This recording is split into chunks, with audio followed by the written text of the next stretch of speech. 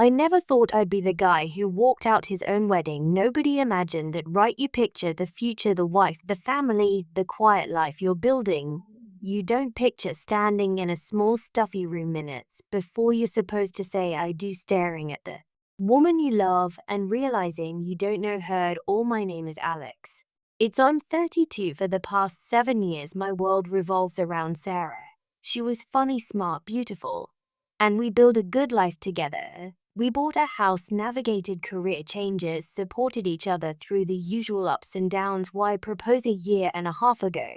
It felt like the natural next step. We spent over a year planning a wedding, the venue, the band, the guest list. Every little detail felt like a step towards a forever. It cost a fortune, involved in spreadsheets and a surprising amount of stress. But it was stress building our future. But there is always a shadow in a relationship, a constant unwelcome third presence. Mark was Sarah's childhood best friend. They'd known each other since they were 5. Through thick and thin, on the surface he seemed alright, charming, quick-witted, but beneath it I always felt this weird possessiveness, this subtle way he'd tried up position himself closer to Sarah than anyone else. Whenever I brought it up, even gently, saying his constant presence felt a little much, sometimes Sarah would instantly jump through his defense. "Oh, that's just Mark," she'd say, rolling her eyes like I was being ridiculous. "He's like the brother I never had. Or you're just jealous, Alex. He's harmless." My concerns were always downplayed, always dismissed. It was the one recurring point of friction in an otherwise stable relationship, and looking back, that should have been a massive red flag. I chose to ignore the wedding planning, only amplify the issue. Market certain himself into everything. He had strong opinions on a suit I was getting fitted, for the music choices, the seating chart. Sarah, want to avoid conflict with him, would constantly defer to his preferences or pressure me to compromise. It wasn't just advice, it was a demand for involvement. And Sarah enabled it. Every step of the way it felt less like planning our wedding and more like navigating their joint approval process with me as a necessary, slightly inconvenient addition. That uneasy feeling, that persistent shadow of Mark, was definitely there on the morning of the wedding. Despite the excitement, the perfectly tailored suit I was wearing, the buzzer, the groomsmen getting ready with me, my best friend David among them, there was a knot in my stomach. I wasn't nervous about marrying Sarah. I was nervous about how the day would unfold, with Mark inevitably centered and Siri's attention, and my concerns about it once again being shrugged off. Or even tried to talk to Sarah about a few days before, about setting clear boundaries with Mark on our wedding day, and she'd gotten defensive, accusing me of trying to control our friendships right before the biggest day of our lives. I dropped it, hoping foolishly that the significance of the day would change things. It didn't. The history of Siri's blind spot for Mark wasn't just about wedding planning. It was a long, frustrating pattern of him intruding in her, prioritizing his perceived needs or comfort in avoiding conflict with him over mine. It wasn't always dramatic, but the accumulation was soul-crushing. There was the time about 3 years ago I had a critical presentation for a major client. I've been working on it for weeks, pulling late nights. The night before I was polishing the final slides at home, stressed, but feeling prepared. Sir was supposed to be just quietly there, offering support, maybe helping me rehearse them. All called frantic. Something about his pipes bursting, his apartment flooding. Sarah immediately went a crisis mode. "Oh my God, I have to go, he needs me." I tried to reason with her. "Sarah, I have this huge thing tomorrow. Can't his landlord handle it? We're a plumber." But she was already grabbing her keys. She rushed over to his place. She was gone for hours. She came back late, exhausted, recounting the drama. I found out later from mutual friend that it wasn't a flood, it was a slightly overflowing toilet that his building, assuming fixed in 20 minutes. Market basically called her away on false pretenses just because he was bored or wanted attention. When I expressed how abandoned I felt, how stressed, that was having a finish everything alone. Sarah, his side. "He really needed me, Alex. You're being selfish to make it about you when he was dealing with an emergency." It was like my feelings, my critical work situation didn't matter compared to Mark's minor inconvenience. Another time, I planned a surprise anniversary getaway for us, a cozy cabin upstate. I'd booked months in advance, looking forward to a few days, just the two of us. Sarah mentioned it to Mark a few days before we left. Suddenly Mark decided he wanted a weekend trip too and unbelievably booked the cabin just a few miles away for the exact same date. Sarah was thrilled. Isn't that a funny coincidence? It's now we can hang out. My heart sank. I tried to explain that I planned this as a romantic getaway for us. Sir just brushed it off. Don't be silly, Alex. It'll be fun. You'll be mean not to see him if we're so close. So a romantic anniversary trip turned into a trio adventure every evening. We didn't have Mark's cabin or hours listening to him, and Sarah reminisce, share inside jokes, basically relive their shared history. While I sat there feeling like a stranger, why try to pull Sarah aside and tell her how I felt? She accused me of trying to control her she spent time with and call me pathetically jealous. Mark also had this habit of subtle jabs disguised as jokes. He made comments about my stable but not glamorous job compared to serious potential. He'd joke about her. While days before she settled down with me, always with a look at Sarah like they shared a secret, a wink that excluded me. He'd even praise her ex-boyfriends and front of me, talking about how exciting or successful they were. Serious reaction, always a laugh, or our own Mark stop it directed at him, followed by a look at me that said, see, he's just kidding, why are you so sensitive? It was death by 1,000 paper cuts, constantly undermining me, while Sarawak watched, implicitly endorsing it by her action. Worst of all, I discovered that Sarah shared deeply private details about her relationship with him, arguments we'd had, my personal insecurities. I confided in her, even intimate moments. I found out when Mark made a casual comment that referenced something I had only ever tell old Syrian confidence. When I confronted her, hurt and feeling utterly betrayed, she genuinely didn't seem to grasp the severity of it. Is my best friend Alex. I tell him everything is not a big deal.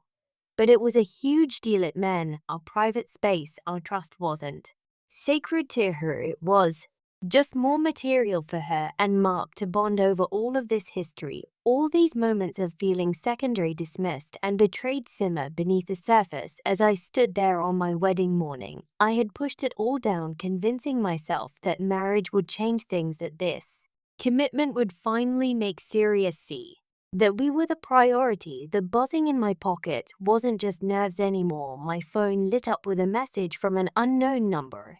It was a link, and below it a short, shilling text. Thought you should see the kind of man you're about to marry. This is going around. My heart hammered against my ribs. I clicked the link. It opened to a series of rain shots, made it look like direct messages for me to someone else. As I read them, my blood ran cold. The messages reviled. They portrayed me as a cynical, manipulative user. Me confessing that I was only marrying Sarah for her family's money, which wasn't even true. Her family was comfortable, but we were fine, actually independent. That I was secretly seeing someone else on the side. That I thought Sarah was naive and boring, and that I planned to leave, or one side secured something from her or a family. The language was coarse, derogatory, utterly unlike me. It was a complete fabrication designed to paint me as the worst possible a person. David, my best man. So my face. Alex, what's wrong? I handed him the phone. His eyes widened and horror. Then his phone buzzed. In another groom's mints in another tax were flooding in his. Is true. What is going on? Heard something crazy. Someone showed David a group chat that had been created, filled with wedding guests, friends, cousins, even some older relative for both sides, and they're distributed widely with the same fake screenshots. The message above them, clear as day, was from Mark's profile picture. His name, the caption, read something like, sorry to do this to Sarah, but everyone needs to know the truth about Alex before she makes a mistake. It hit me like a physical blow. Mark, of course it was Mark. Who else would do something so targeted, so cruel, and time it perfectly for maximum damage? My sister Emily rushed into the room, her face pale. She'd seen the mess ages, heard the whispers spreading like wildfire through the venue. Is guest arrived, Alex Oh my god, it was Mark. He sent them to everyone. Panic, rage, humiliation, in a deep sickening hurt washed over me. This wasn't just a boundary issue anymore. This was a full-blown malicious attack. My character, my reputation, and my relationship orchestrated by the man Sarah constantly defended. My first instinct of thought was Sarah. I need to find Sarah. She had to see this. She had to shut it down. She had to stand up for me. David and Emily helped me find her. She was in a room near the main hall getting some last-minute adjustments to redress, surrounded by bridesmaids looking radiant and oblivious. I felt a wave of nausea seeing her happy, beautiful face, while I was holding proof that a best friend was tearing my world apart. The contrasts were jarring. I pulled her aside into a small, empty office nearby. Emily and David followed, standing quietly by the door, their presence a silent form of support. Sarah looked surprised, a little annoyed. Alex, what is it? Is everything okay? You look terrible. My hands are shaking as I held out my phone, the screenshots glaring on the screen. Sarah, look at this. Mark sent these to everyone, to the guests right now. She took the phone, her brow furrowing in confusion. As she read, her eyes widened for a split second. I saw shock. Then she handed the phone back and let out a nervous, disbelieving laugh. Oh my god, is what everyone's buzzing about? I just saw people on our phones looking weird. She chuckled again, a light dismissive sound that grated on my raw nerves. Seriously, Alex, this is obviously a joke. You know Mark. He is that totally twisted sense of humor. He's just messing around at some stupid, elaborate prank. He wouldn't never actually try to stop our wedding. My jaw dropped. A joke? My voice was dangerously low. Sarah, he said, fake messages claiming I'm cheating on you, that I'm marrying you for money. But I think you're boring. To all our guests, our families are here. My reputation is being destroyed right now. Do you think this is funny? Do you think this is a prank? She waved a hand dismissively. Come on, Alex, don't make such a big deal out of it. It's obviously not true. Nobody will believe it.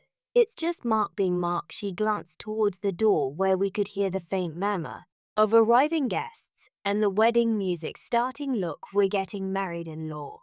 Literally 10 minutes. Let's not make a scene about this. We can figure out later. Just ignored for now. Don't let him ruin our day. Don't let him ruin our day. My day was already ruined. My character was being assassinated in front of everyone we knew.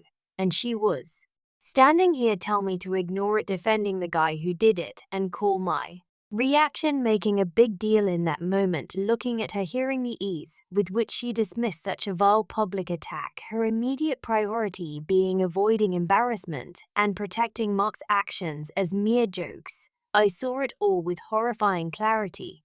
This wasn't just about Mark anymore. About Sarah, it was about the years of enabling the constant downplaying of my feelings, the unwavering prioritization of her comfort, and her bond with Mark over my emotional safety, my trust in now, my very public dignity. This moment, this ultimate betrayal of standing by the person as actively harming me, was the culmination of everything. A profound, almost surreal calm settled over me, the knot in my stomach untangled, replaced by a cold certainty. Sarah, I said, my voice steady despite the tremor on my hands. Look at me. She met my eyes, her expression in a mix of impatience and confusion. If you can stand here, I continued, right now, with proving your hand. Your best friend is spreading malicious lies about me to everyone we know, try to destroy our wedding and my reputation. In your first instinct is to defend him, to call it a joke, and to tell me to ignore it and not make a scene. Then I can't marry you. Her eyes widened. What, your refusal to stand up for me? I said, the words heavy with finality. For us against something so actively harmful. It shows me everything I need to know. It shows me that Mark will always come first. It shows me you don't respect me enough to defend me when it matters most. I can't build a life, a marriage on that. If you're overreacting, she stammered, stepping towards me. We're about to get married. You're letting him. When, don't be crazy. No, I said, shaking my head slowly.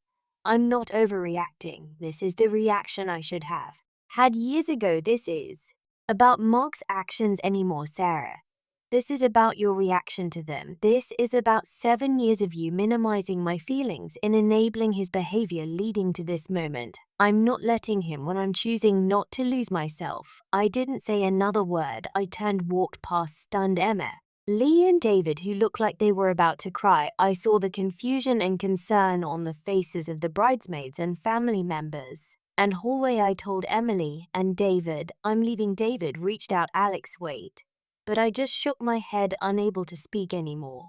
I walked out of the side door. The venue, the sounds of wedding news. Nick fading behind me. I found a taxi waiting outside, got in, and gave a driver my address. The drive home was a blur of known shock, and adrenaline. My phone started ringing, almost immediately Sarah. Then her mother, then my mother, David, Emily, friends. The screen was a car. The stream of incoming calls and frantic messages. I couldn't answer. I just stared out the window, the perfect wedding day dissolving into chaos. I didn't go home or check into the first decent hotel I found, needing space, needing quiet. Once in a room, the missed calls and text piled up into the dozen. Its series messages cycled, wildly bewildered. Where are you? What happened? Accusatory. How could you do this to us? You ruined everything. And pleading, please come back, Alex, we can fix this. It was just a joke. The speed at which she returned to calling it just a joke and blaming me was chilling. Tax from David and Emily painted a picture of the scene I'd left behind. Total chaos. Sarah was alternating between hysterics and tried to figure out what to do. Mark, meanwhile, was reportedly working the crowd, spinning his narrative hard. He was telling anyone who would listen that I was unstable. But I'd had a sudden mental breakdown, that I've gotten cold feet, and invented the accusations against him as an excuse to bail on the wedding. He was playing the victim, the loyal friend who was just trying to warn everyone, and was now being unfairly blamed. Sarah's parents were apparently siding with Sarah. Mark, furious about the embarrassment and the wasted money, demanding answers. And for me to fix this mess, my parents were in shock, but quickly shifted to being protective of me. Emily and David were incredible. They immediately started counteracting Mark's narrative, talking to guests and family members were confused, calmly explaining exactly what Mark did. The answer series dismissal of it.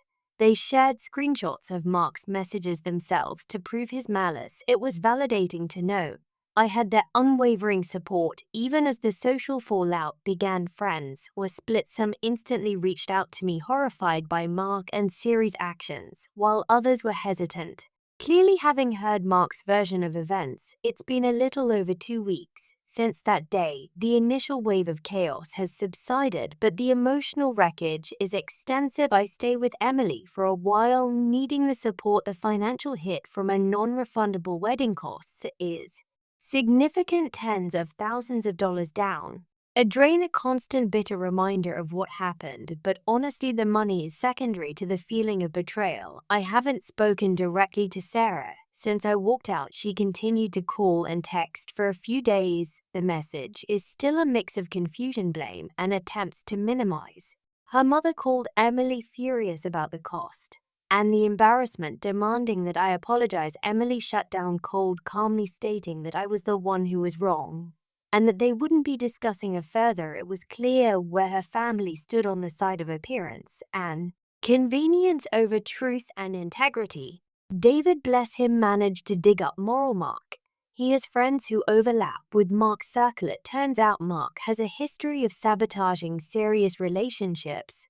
Though never something this public or extreme, he's driven away boyfriends before, always subtly undermining them, until Sarah eventually ended things.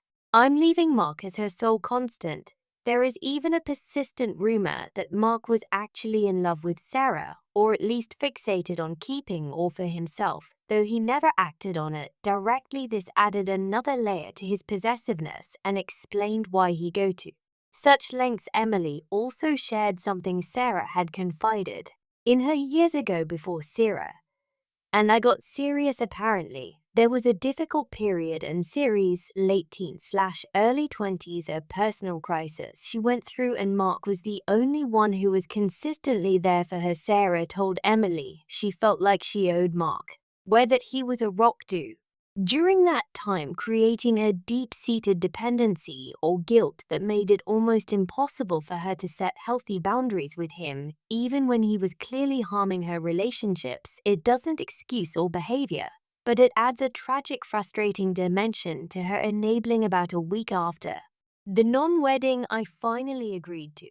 Last phone call with Sarah with Emily listening. And for support, serious tone had shifted slightly. She sounded more resigned, less frantic, but still fundamentally unwilling to accept blame. She started by saying Mark felt terrible that his joke had been misunderstood. She still framed it as a misunderstanding. As my overreaction, I cut her off calmly, methodically. I laid it all out, not just the screenshots, but the pattern, the work emergency, the anniversary trip, the private information, the constant undermining, the years of me expressing my discomfort and being dismissed, and finally the wedding day. Hey, her choosing to defend Mark and prioritize avoiding a scene over defending me from a vicious public attack. I used the information David and Emily had gathered about his history and her past reliance on him to show that this wasn't random, it was a pattern she refused to break. Her reaction was sharp, defensive. You're making him sound like a villain. He's my best friend my whole life. You're asking me to choose you. Clearly never understood our friendship. Understand it perfectly now, Sarah. I told her my voice from, and that's why I can't be with you. You're right, I'm asking you to choose. I'm asking you to choose a healthy, respectful relationship with me over a toxic boundary, less dynamic with someone who actively tries to harm relationships. And you made your choice not just a day, but for years. There was silence on the other end. Then she got angry again. Fine, go then. If you think you're so much better, I think IDs.